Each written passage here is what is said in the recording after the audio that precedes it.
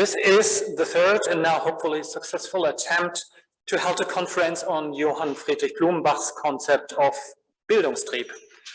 The COVID-19 pandemic prevents the attempt in 2019 as well as in 2020.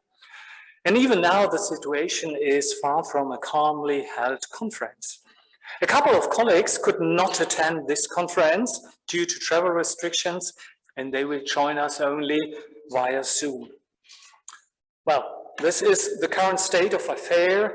It is still, well, in this current state of affair, it is still my honor and pleasure to welcome all of you here in Göttingen at the State and University Library and in the Academy of Science. We'll have 2 days with talks on and offline, 2 excursions and a public keynote held by our colleague, Professor von Engelhardt.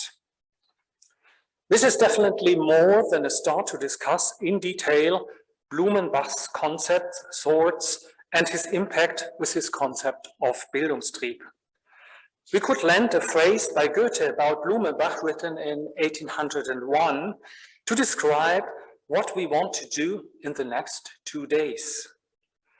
Immer von dem Neuesten und Merkwürdigsten umgeben, ist Blumenbachs Willkommen jederzeit belehrend.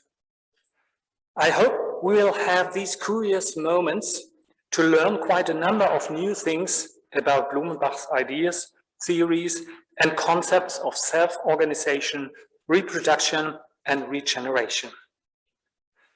Blumenbach's concept had much currency in a widely different academic landscape, where science and scholarship, or the sciences exactes et the sciences inexactes, were divided by other than our today's line of demarcation. An anatomist by training, Blumenbach influenced by his 118 semesters. Again, 118 semesters of teaching at Göttingen, his publications and his networks, the erudite world in many, inevitably not always consistent ways, because the erudite world was already controversial about basic principles of life.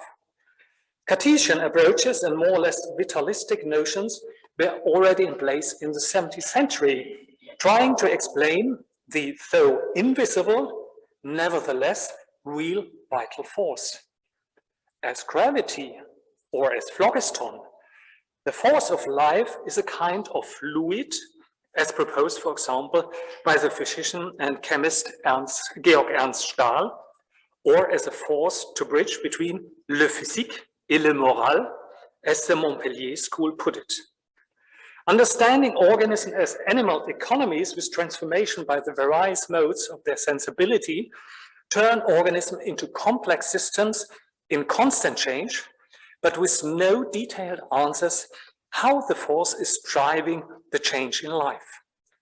Pre-formatists debating with epigenists since the mid of the 18th century complicated the debate again, since even embryologists like Caspar Friedrich Wolf have to explain how the fertilized but unformed egg develops into the adult of a particular species. Wolf's term of the vis essentialis was not accidentally the point of departure for the young Blumenbach's attempt to turn Wolf's vague term into a more contoured term, his nisus formativus, trying to integrate a variety of phenomena from growth, regeneration to reproduction, or in his often quoted words, über den Bildungstrieb und das Zeugungsgeschäft from 1781. Sorry, it takes such a breath to speak and breathe here. Sorry.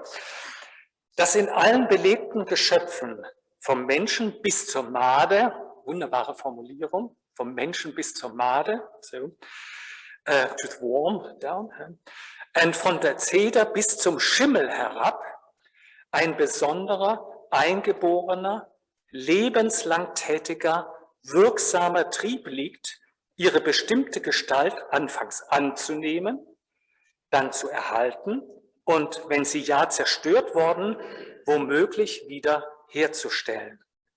Ein Trieb, and then in Klammer, in Quotations, oder Tendenz oder Bestreben, wie man es nun nennen will, der sowohl von den allgemeinen Eigenschaften der Körper überhaupt, als auch von den übrigen eigentümlichen Kräften der organisierten Körper im Besonderen gänzlich verschieden ist. Der eine der Erstursachen aller Generation, Nutrition und Reproduktion zu sein scheint und den ich hier, um aller Missdeutungen zuvorzukommen und um ihn von anderen Naturkräften zu unterscheiden, mit dem Namen des Bildungstriebes Nisus formativus belege. A very German sentence, isn't it? Wow. Blumenbach, as his contemporaries, accept two things. First, we could observe the force driving life into many shapes, but we do not understand it. Like the physicist could observe and describe, even in mathematical terms, gravity, but couldn't give a cause of gravity, so does physiologists and doctors. Nisus formativus is a label for an observable phenomenon, but does not give an answer about the cause of life. Or as Blumenbach puts it, it's a qualitas occulta.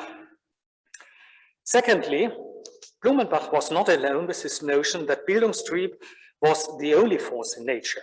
Others, like sensibility or irritability, also contributes to the maintenance of life without giving a better explanation for self-organization, regeneration, and reproduction. In contrast to the physicalists, Blumenbach and many of his co-fellows accepted the limits of their research area and concentrated on better observations and more detailed descriptions of the many formations of life. While Blumenbach himself also an anti-physicalist, but always an experimentalist, does not develop his research in the direction of a metaphysical speculation, his notion of Bildungstrieb, though, makes soon a career in speculative philosophy, and in German idealism and Neuhumanism in particular.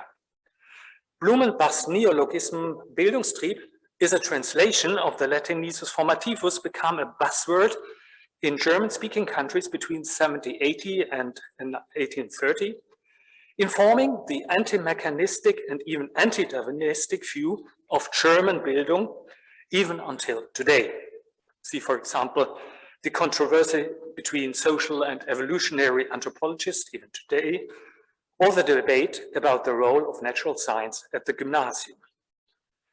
While Kant's criticism and early Romanticism rely on subjects as the force in itself, as Fichte in his famous quote, das Ich setzt das nicht, ich, it becomes soon of great interest what makes the Bildsamkeit, so that's Fichte's term, of the subject so strong to build a world. How could we integrate the subjective and the objective world? Herder, Blumenbach's disciple Wilhelm von Humboldt, and especially Schelling, mainly in his System des transzendentalen Idealismus, expand on Blumenbach's term, turning it into a cosmic teleology. So the term Weltseele, for those familiar with Schelling, which influenced the direction of individual education as well as the history of mankind. The Erziehung zum Bürger, so the education to citizens, was extended into Bildung der Menschheit, which is quite a difference. And the subjective Bildung of the individuum was broadened to objective Bildung of the Kosmos, a very German semantic and far away from Blumen's original concept, or in Schelling's words, für die Vereinigung von Freiheit und Gesetzmäßigkeit haben wir nun keinen anderen Begriff als den Begriff Trieb. Anstatt also zu sagen, dass die Natur in ihren Bildungen zugleich gesetzmäßig und frei handle, können wir sagen, in der organischen Materie wirke ein ursprünglicher Bildungstrieb, kraft dessen sie eine bestimmte Gestalt annehmen, erhalten und immerfort wiederherstellen. So let me take stock. This is a very just a very short description, what the conference is all about. No doubt how important Blumenbach was for his time, also his main influence on the special semantics of the German term Bildung was in many respects far away from his modest research program from 1781.